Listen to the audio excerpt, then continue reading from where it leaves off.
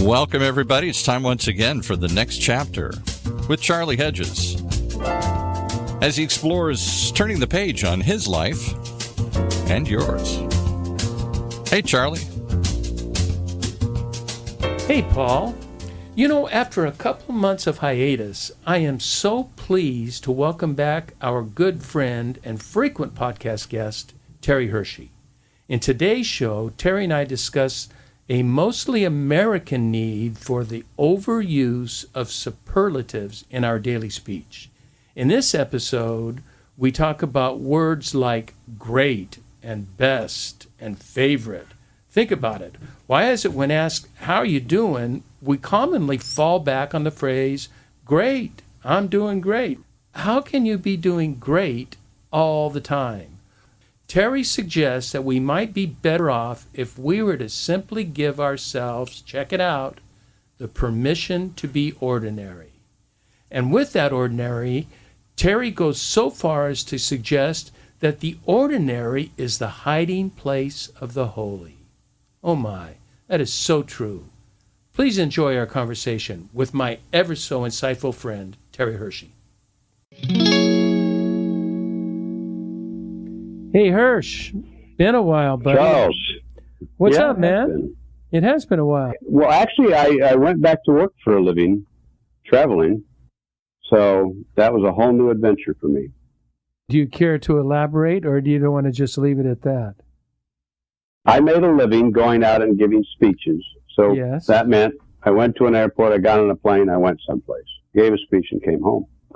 And I did that for, 35 years or something? Yeah, and made a little money and sold a few books and got your name out there. Yeah, you do that. And then, now, for 16 months, I haven't had any of those events because of COVID. And so this was my first event in 16 months. So what was that like? It's like the realization that getting on a plane is not as fun as I thought it was in the past. Well, you're no longer, the Admiral Supreme of Supremes, and so you always get clubs and first class. You don't get that anymore, so you're like the rest of us travelers now. Well, there's that interesting phenomenon where those of us who travel a lot, because, you measured your well-being based upon the cards you carried, which were all status-based. Yeah. That is true. Absolutely. Because I was in that, I traveled never as much as you did, but I traveled quite frequently. And so I had cards, and I would always be upgraded to first class, and I would have the nicer places in hotels, and that was always a plus. It was a status game as well. And that's kind of what I want to chat about today, Terry. I'm going to talk about the wonders and the necessity of a simplified life. I know lots of people are talking about it and writing about it, but I notice very few people, if any, are truly truly endeavoring to live a simplified life. Do you find that as well? I mean, people talk about it, but doing it is a different story. Yeah, there is no doubt about that. Rabbi Abram Heschel said that Right. we teach our children how to weigh and measure. Perhaps we should teach them awe and wonder. I mean, that's so appropriate to the culture we live in, because everything about identity in this culture is predicated on weighing and measuring. It is. And boy, that was a wonderful segue, because that's exactly what I want to talk about. I want to talk about weighing and measuring. And I want to talk about it, if I can use what sounds like a PhD dissertation. I want to call it sans superlatives, and I want to call it losing superlative.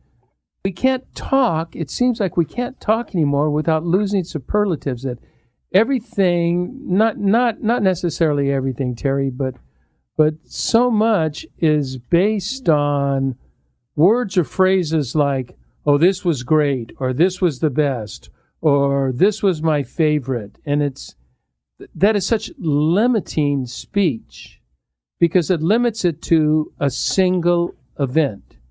For instance, I was at a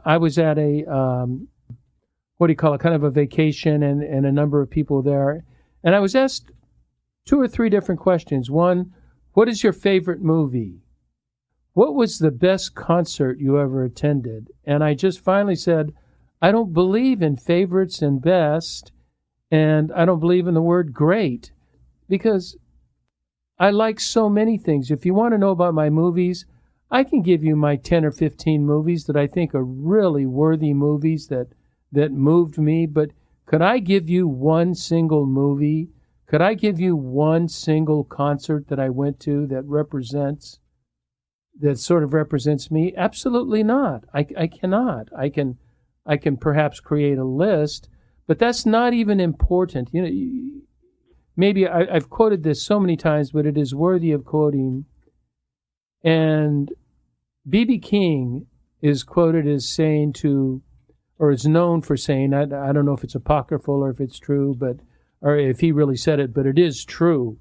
And when he was talking to young guitarists, advice to them was, don't try to be a great one, just try to be a good one.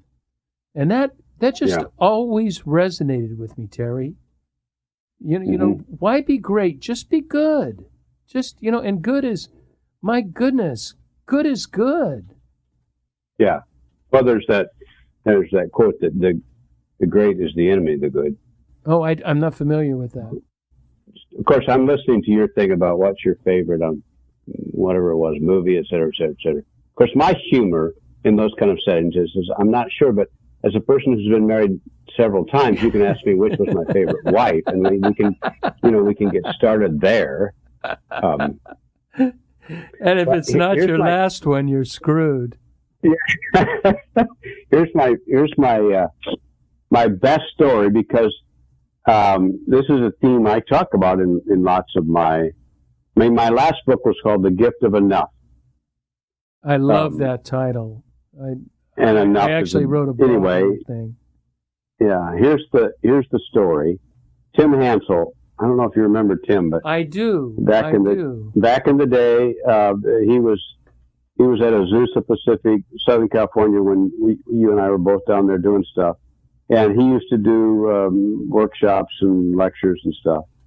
And he wrote some books. And one book was, he's not with us anymore, but one book was about parenting. I did not know that. Yeah. He had 2 boys. So in getting ready to write the book, he said to his 2 boys, how do you know Dad loves you? And so this is the story he tells in the book. He thought they'd say, Dad, we know you love us when you took us to Disney World, like for 10 days. And they didn't say that. So he said, I knew I wasted all that money. And he thought they'd say, Dad, remember Christmas and bought us all that stuff. And they didn't say that either. And what they said was, Dad, we know you love us when you wrestle with us. And so he remembered 2 times he'd come home. He was hungry, he was tired, he was late, he didn't care. And these 2 urchins are jerking on his pants, so he rolled with them on the floor toward the kitchen just to get him out of his way. And he said, then it hit him in the middle of that very ordinary, there it is, in the middle of that very ordinary, very boring, very mundane experience, real life was happening.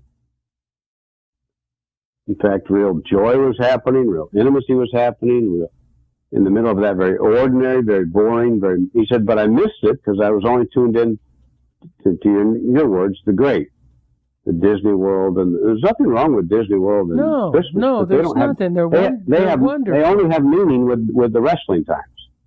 Yeah. You have been writing and talking a lot about, have you not, or have I been reading it somewhere else, but about ordinariness. You know, you talked about the holy in the ordinary, and Paul, our producer, I say the ordinary, my thing is the ordinary is the hiding place of the holy. And if you're on, that's why, in speaking of your thing, we live in a world, I mean, social media is exactly what you're talking about. Social media is predicated on great. In other words, do you have the most likes or the most of anything? And so ordinary, you don't post ordinary on social media. Well, if you're ordinary, you don't post. Yeah, it's true. I think it is. Is it insecurity? Is it the need to be maybe from our insecurity, we need to be special rather than just be regular and a part of everyday life. I mean, that is where Julian of Norwich talks about all of these fabulous mystical experiences with God, but she talks about them, if they're not translated into ordinarily real life, they don't mean anything. They're nothing. They're Right. just, there's something to write about and talk about and say, isn't that wonderful that I had this, this great spiritual experience, instead of saying, I just had this normal experience where I talked with somebody and we communicated, we conversed, and we sort of attached to one another. The thing is, if I go into whatever my experiences are of this day, and if the attachment of my well-being is predicated on what I either do and or accomplish, and the accomplishment then is therefore I have to produce something either great or best or etc. If that's a part of, then I'm always on edge and always asking, is it enough? And I miss every stinking ordinary, wonderful event. And the thing about ordinary is if you park in ordinary events, then that gives birth to gratitude. Precisely. I was just thinking that word. I agree that it gives birth to gratitude, appreciation, and a fuller sense of enjoyment because you don't have to be playing a game at it. I notice, those Absolutely. words, great, favorite, best, are all very limited words. They are limiting, and every motion cannot be great. Every one cannot be the best. There's only one that can be the best. Why do I want to limit my life to that? Why do I want to limit my life to only one experience rather than a whole daytime, a whole day or week or month or life of truly with gracious gratitude, enjoyment, looking at the wonder of the everyday? That is not possible with great, favorite, or best. Those words are way too limiting. So the thing for me, the paradigm shift for me is the permission to ask different questions. Oh. And that is, for me, I mean, the questions I literally ask people are, what did you see today that made you glad, that did your heart good? What happened today that made you smile big? What made you glad to be alive? I mean, these are the questions I ask. They're difficult questions to answer, Terry, because we are not trained. They're completely out of our scope of understanding because we are taught that there needs to be a certain different, unique, special, great aspect in order for anything to be declared worthy of conversation. Well, I'll tell you what, though, I'm going to ask them, and people answer them, even if they give you a blank stare. That's fine. And that's part of the deal, is because I need to be given the permission to ask questions about the ordinary being the hiding place for the holy. I just need to do that. My favorite thing back in the day, you know this because you were a part of this similar kind of scene. Southern Cal was a part of this kind of scene. Remember back in the day when the churches, what are those things called where they put letters out by the thing? What's that called? They put letters out by the thing. On their signs, the churches that put letters on their signs out by the road. They put letters on the signs? Oh, a message board, you mean? Yeah, the board, where the name of the church is on it, and it's like an old movie theater, where you put the new letters each time. Oh, and so you're putting like what the sermon title is and that sort of thing? They would do the sermon title, and sometimes they would put a quote, etc. Oh, yes. But one of my favorites is the churches that put on their sign, fastest growing church in America, or fastest growing church in Orange County, or in other words, they were the number one, right? And I always, even back then, I always thought, wouldn't it be great if somebody put on their church sign, the 96th fastest growing church in the state? You know who did that? You know who did that in the novel? Pat Conroy did that in a novel in Prince of Tides, when he attended his therapist lover, when he attended dinner with her husband, and he was not the best violinist in the world. He was not the second best violinist in the world. He was the seventh best. I remember that he was the seventh best. And I liked that, because you know how good you have to be in all the world to be number 7. You got to be pretty damn good to be number 7.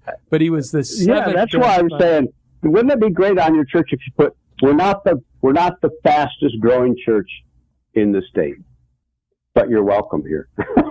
You're welcome here. Yeah, I love that. I love that, Terry. I was looking I was thinking about something as you talked about our tendency toward this. Do you think this is universal, international, or do you think this is a very American way of thinking?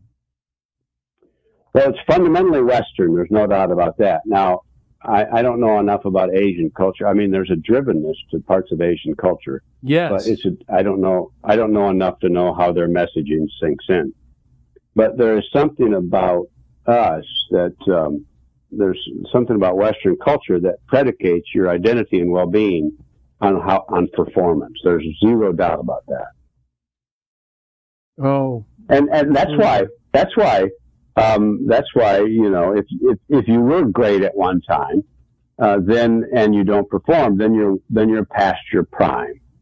See, then you have a new label for who you are. Oh my goodness, I haven't even thought about that, but it being past your prime. What does that even mean? What does prime even mean? You know, look at Eugene Peterson. I think he did some of his best work in the last decade of his life. Yeah, I mean, a great illustration of this is Jimmy Carter, because he got hammered as a president, and so all kinds of things about, and then he was measured and weighed about what kind of president he was, what he did. And in other words, that his whole value was into that. And so what Jimmy did is he just went on with his life and worked with Habitat for Humanity and built houses. Yeah, build houses and being married to the same woman for 75 years. Yeah.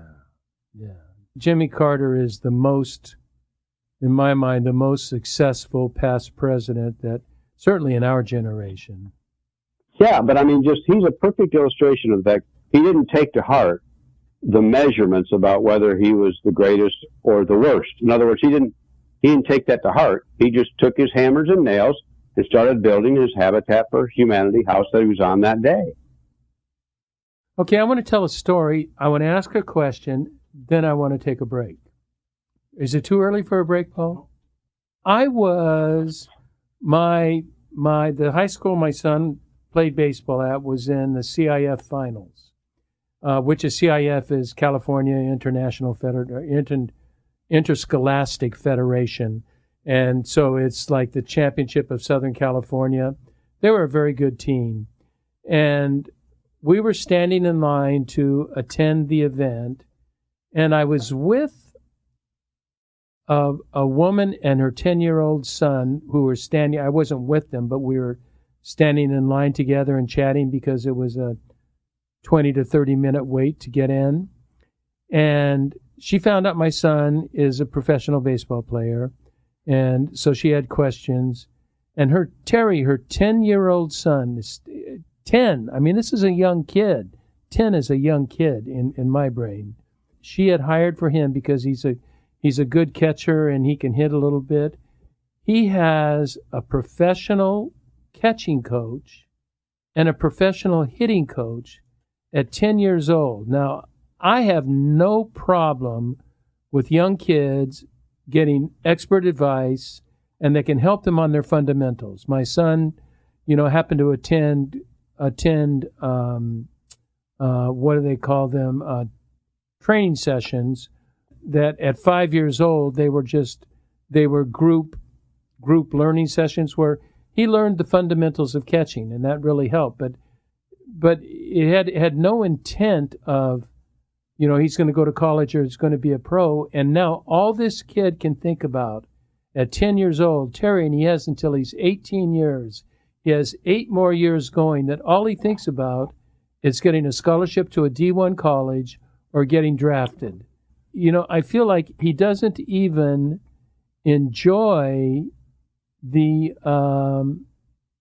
experience. And I told him, son, that's great that you're coaching and you're dedicated to your sport. I really appreciate that. I appreciate your hard work. That's really tremendous. But truly, especially at 10 years old, you have only one goal in baseball. Oh, what's that, coach? Have fun. You're 10. Mm-hmm. It's a game. Enjoy this. Enjoy every second of it, whether you get a home run or a strikeout. It's part of the game, and yet this kid is being denied that. And do you know how many kids, I only know baseball, I don't know the other sports, but do you know how many kids, that's all they can think about is making the big leagues? And do you know what the chance of making the big leagues is? It's 0 to none. Yeah. The ones that make it are lucky, and the ones that sit on the bench, I tell people, are the best athlete you've ever met in your life. The ones that do not make the starting team are still the best athlete you ever met in your life, and that's wants to be your goal. It's an unachievable goal. I mean, there are the, ultimate 5,000 people in the minor leagues, of which only 700 play in the big league. So even if you're drafted, the chances of you playing professional baseball or big league baseball are very limited. And I found that to be very, very disappointing. And yet that is true of the arts. I know people go to art school and, singing classes. They all think they're going to cut a record. It's just not going to happen. And we live in a world where just being good and enjoying this and doing it well and perfecting your skill, I have no problem with perfecting your skill. I don't like incompetence. I like competence. But to keep there's got to be a sense of joy in it. And I think that's my issue. There is a sense of joy. All right. Are you taking a break now, and then I'll respond? No, respond, and then we'll take a break. What I want us to talk about after the break is, the story of Naomi Osaka. I don't know if you may not follow tennis, but she's the best woman tennis player on the planet right now. Oh, is she? No, I don't follow tennis. No. Yeah, and so at one of the recent tournaments, she at the press thing, she said, no, I'm not going to do the press thing, and so she got absolutely hammered, and so in this, what her thing was that because she has her own sort of emotional dynamic issues, that she's, in other words, she was taking care of her emotional well-being. That was first to her over, because then she was kicked out of the tournament. That was first to her over being the best player in the world. Why was she kicked out of the tournament? Because she didn't do the press conference. Oh, this was before a final. No, she hadn't made it to the final yet. She would have, but. Oh, that's what I mean. But she was kicked out of the tournament because she wouldn't do an interview. But the point is, there have been, since that time, there have been more and more athletes who've come forward and said, I wish someone would pay attention to my emotional well-being. I wish I could be honest about stuff that I'm struggling with and dealing with. And it's the same thing, this little boy. This is not going to be an easy road for you to want to be great, which is good. But you have to pay attention to this other part of your life too. It's a big deal. Let's your word is having fun. That's the whole point. Is there's a part of your emotional well-being that's predicated on fun. If it's not fun, it doesn't really matter if you're the best. That is precisely true. And I want to continue on that. I have kind of another take on this that I want to do after the break, and I'm going to get spiritual on this, and I want to because I think it's very important. No matter what your spiritual or your religious tradition, this is not specific to any tradition, but this is specific to life itself, and I want to talk about that. So let's take a brief break here, and we'll be back.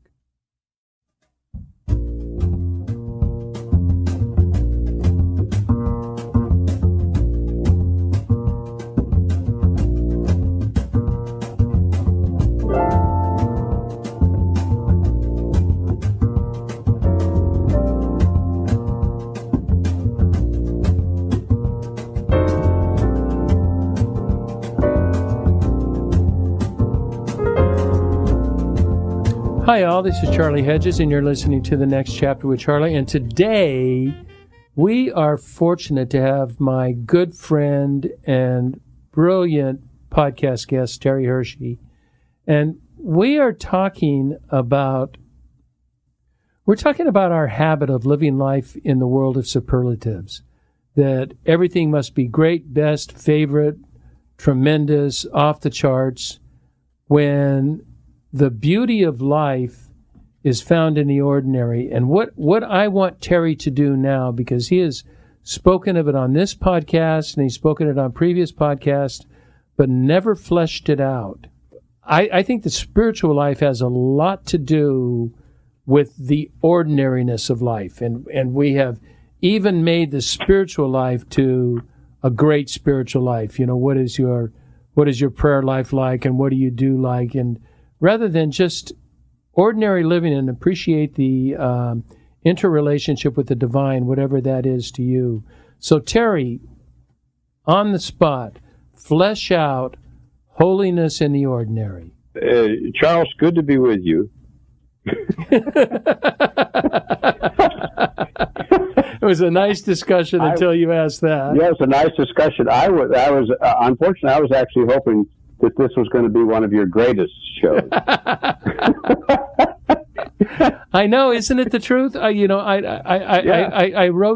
wrote to myself. I think I even wrote in the conclusion, I will be shocked if I don't use the word great as an adjective in this discussion. Oh, that was great, Terry. You mean my statement that the ordinary is the hiding place for the holy? Correct. This has to do with your paradigm. What is your paradigm? I go hither and yon with my thinking here, but that's the irony with what bugged people about Jesus, is he messed with their, if he was going to be the Messiah, he should have been the best and the greatest in all that he did, and he messed with people.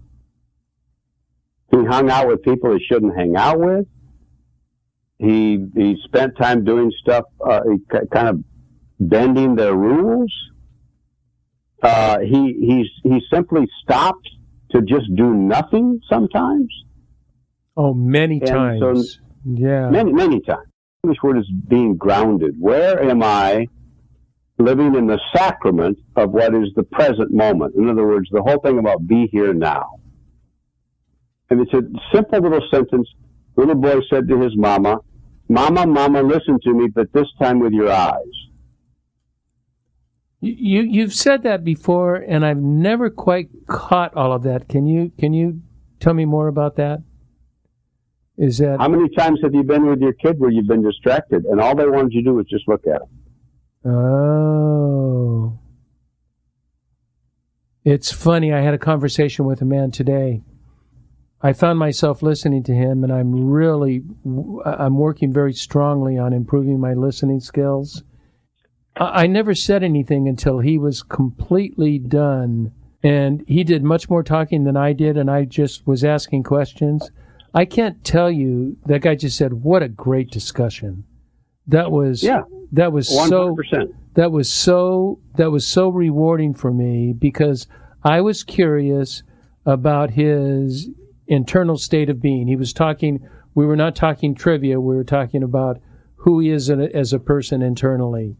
And I just showed extreme interest in that and let him explain it to the fullest rather than trying to offer my opinions and my suggestions and my advice, like, who am I, rather than just saying, I want to focus on who you are and be one person that really cares who you are and what you're going through. Is that sort of the sacrament of the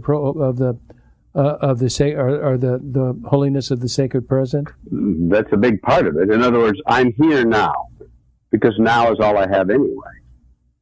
I'm here now, and I'm not here. This is important. This is the whole back to the beginning quote. I'm literally not here to weigh and measure it. I'm here for awe and wonder. I'm here for delight and gladness and gratitude. And if contentment comes out of that, well, that's great. That's frosting on the cake. But start there. I like that so much, and I can't repeat it, so I need you to repeat it, because I think you just said maybe the quote for the whole podcast that I really liked. Explain that to me again. How did it start? It was about the sacredness of the present, and you said it's. Oh, yeah, because back to the beginning quote is that if I weigh and measure, that I'm weighing and measuring measure myself. Did I do enough, or should I have done more? Or, oh my God, wasn't that awesome? I was the best, or I was better than them, or that was the best listening I've ever done, or even I've done the same thing, or that was the best speech I've ever given. When in fact, I'll walk off the stage and say, that was the worst I've ever done. Someone will come up to me and say, thank you for being real. Not because I said that sentence, but because something in the speech spoke to them. In other words, if I spend all my energy weighing and measuring, which has nothing to do with whether I couldn't be better at speech giving. That's not the point. The point is how I anchor myself to this moment. If I spend all my energy weighing and measuring that my well-being is predicated on whether that met a 9 or a 10 on the scale, then I have no space for awe or wonder or delight or gratitude or contentment or joy or curiosity. None of that is available to me. You know, I love your warning of weighing and measuring, and that is, I think, those two nouns are just major emphasis in our culture today, is that we want to weigh and measure everything. Like even in my podcast, I go ahead. Well, I was going to say, you know that from the podcast because you actually do. We all do it. In other words, that wasn't good or that was good. And I get the part where I can say, I can do this differently. But your son experiences this in a dramatic sort of way because they have statistics down to minutia about weighing and measuring. But none of that includes the kind of personality you are with other people in the clubhouse. None of that includes the spirit you carry around you when you talk to people. None of that includes how you pick yourself up from something that's... In other words, there's other things to deal with here. You know, my son is I'm glad you brought that up. My son is a really good example, and since most of my listeners probably don't know exactly who my son is, this will be, I'm not talking out of school, but my son is, by many people, saying one of the very best defensive catchers in baseball, and some will even say the best. But he is terrible at hitting. And he recognizes that. He works on that. He believes that one day he's going to strike the ball and he's going to rake and he's going to be okay. But he doesn't obsess over it. He works on it. He doesn't obsess over it. And the heat he has to take, Terry, there are teams that want him because they know his defensive catching is more important than his offensive catching. That when he catches, the team gets W's, they get wins. When he doesn't catch, they don't get wins. And at the end of the day, all you're looking for is wins. And he's been able to reconcile that. And so he is a happy and contented young man. I just read in the news of his team that there were several players that saying, who do they admire most on the team? and the number one player on the team said he admired my son most because of his energy and his encouragement and how he is always positive, no matter if he goes 0 for 3 or 0 for 4 or 4 for 4. He's the same person, and he has worked on just flat enjoying, loving playing baseball. He loves being out there on the field, and he wants to be as good as he can in his performance, but he knows what his performance is what his performance is, and he's fully accepting of that. I'm very proud of that he's overcome this, because there's a lot of players because he gets a lot of negative press on this, and fortunately he doesn't pay much attention to the negative press, but they all want you to be perfect at everything. And he just realizes he can only be good at what he can be good at. Yeah. I think that, and I'm 100% in approval of that. Yeah, me too. He's a fine young man. Now, I want to wrap up our time here because I think we've covered so much, and we don't need to have an extremely long podcast here, because I think we've covered some really fine material. But there is a word that fits into this discussion we are having, and we've talked about it a bit. But there's a word that has become part of the American vocabulary, at least in my circles, has become a part of the American vocabulary, and that is great. Everything has to be great. Terry, how are you doing? Great. Really? You're doing great? What in the world does that mean? Because very few people are really doing great. They're doing, I want to replace great with good. I'm doing well. Life is good for me. Good is almost an unacceptable term nowadays. Yeah, part of the thing about that is that we also have a system where much of the conversation with the first 3 or 4 sentences is predicated on not necessarily what is real, but simply the way we've decided to talk to each other. And so that's back to my paradigm shift.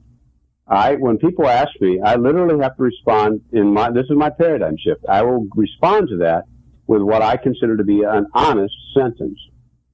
In other words, then I will say to you, how are you doing today? I will say to you, I want to make it an honest sentence. I will say to you, I'm having a decent day. In other words, that's an honest sentence. Or I will say to you, I really like the weather. In other words, I want to say something honest. Now, I'm not going to tell them I'm off the deep end today, because that's not their deal. But my point is, my paradigm shift is I want to say something honest because it anchors me to what is real in the ordinary moment now. Well, I'll say, I'm glad the sun is shining. In other words, that's an honest sentence.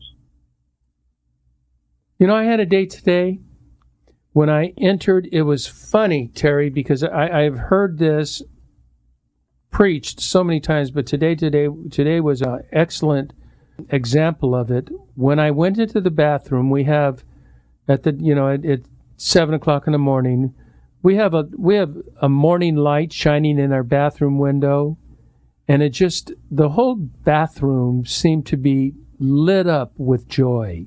There was something about the sun shining, and so one of the best things of my day today was simply the sun shining through my bathroom windows. It just gave me It gave me such a sense of pleasure and such a sense of ease. Right. And then we live with the pressure if we don't live up to these magnificent titles and greatness. I love your idea of weighing and measuring. We weigh low on the scale, and that must mean we are somehow less than. And there's just too many people feeling somehow less than, and that is, that's a damn shame. That's the thing that drives me nuts, is that the answer to that is therefore connected to our self-worth, our value, and our self-esteem. And that's where we go wrong. Or that's where we're definitely detrimental. And Charlie, how are you doing today? I saw the sunlight this morning. It was awesome. That's good. Boom. And it lasts. As I thought about it, as I'm telling you, I can feel that feeling again. I can feel that contentment. See, because it connects you, it grounds you. It connects you to being alive. It connects you to be in your own skin. It connects you to what is sacred, because there's something sacred in all of that, even if you don't understand it. Well, what do we do, Terry, when we are in our employment, in our jobs, and in our careers? The philosophy is it's all about weighing and measuring. And so we have to go through so many hours a day of which we're judged, we're evaluated, we're given critique on how well we're doing this or how poorly we're doing this. And so we are constantly in a situation of, constantly in a place of being weighed and measured. And we need to make a very conscious effort, in my opinion. It would be very helpful. I don't even want to use the word we need, but it would be very helpful if we could divorce ourselves from that and say, okay, this is what I have to put up with, and I'm going to do my best, and I'm going to honor my contract. I'm going to honor my agreement. I'm going to be a kind person. I'm going to be a helping person. I'm going to be a productive person. Am I going to be great at it?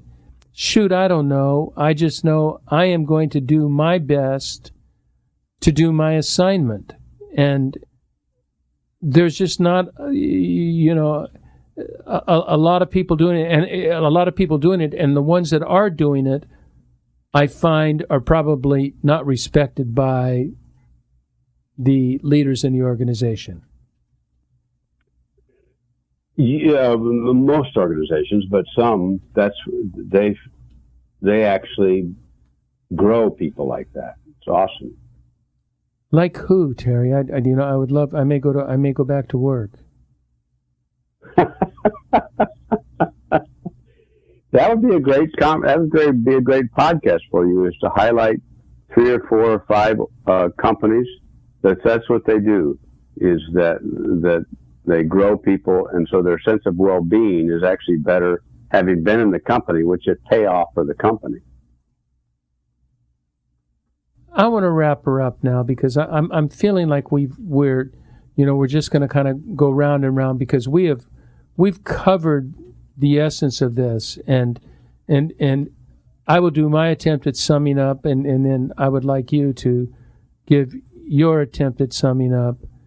And I am enamored with your proposition of weighing and measuring. I think those are very unproductive and disheartening ways to approach life. When we begin to look at it in light of the ordinary, we can see things differently. I'm so into that. You've really nailed me on that, weighing and measuring. What do you have to say? I say it's one of the things that I have had to wrestle with, because just like any of us, whatever industry we're in, you compare yourself. Like as a writer, I would read Pat Conroy and I would think, why do I even try? Oh, me too. Yeah. Literally. Why would I even try? Yeah. I'm not worthy. Then I've missed. See, there I am. I'm weighing and measuring. So in other words, this has nothing to do with what it means to be a skilled writer or learning the essences of writing. It has nothing to do with that. It has to do with that I have already downgraded my identity and my value to the point that I have no voice And it's about having a voice. And I love those days. I love the end of the days, even if it's just shitty stuff that happens during the day, where you just have one or two gifts, where you know that the sacred was alive and well, and that you were personally alive and well, and that you had a connection even with another human being that was beneficial. Boom. Drop the mic. Yeah, and in my study of the mystics, they are all about that. They are all about dismissing this great experience and focusing on the ordinary life. That 100%. Relationship with God is about relationship on earth. If you don't find it in ordinary everyday life, you do not have the kind of relationship with God that God is seeking with you, because 100%. Yeah.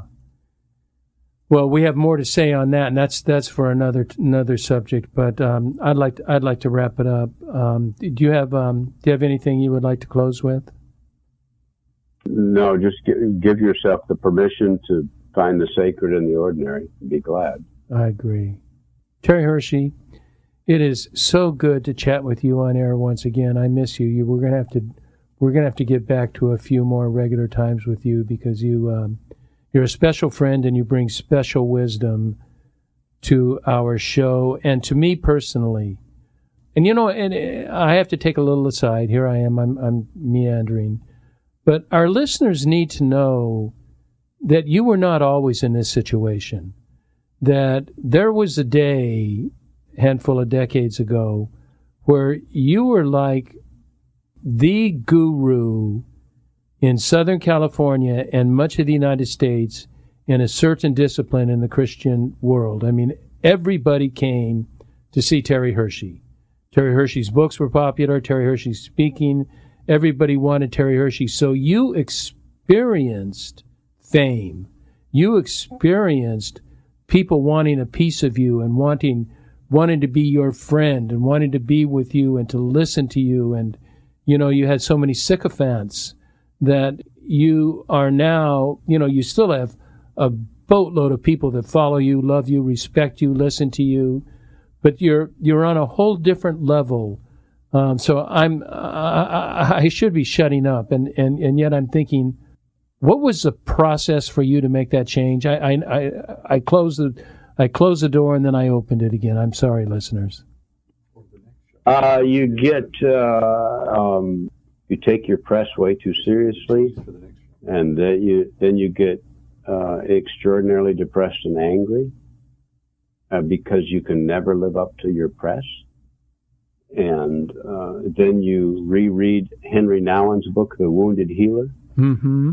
and you find unbelievable gladness in doing what you can do in any ordinary day, and you give yourself the permission to be ordinary and normal. And those are good days.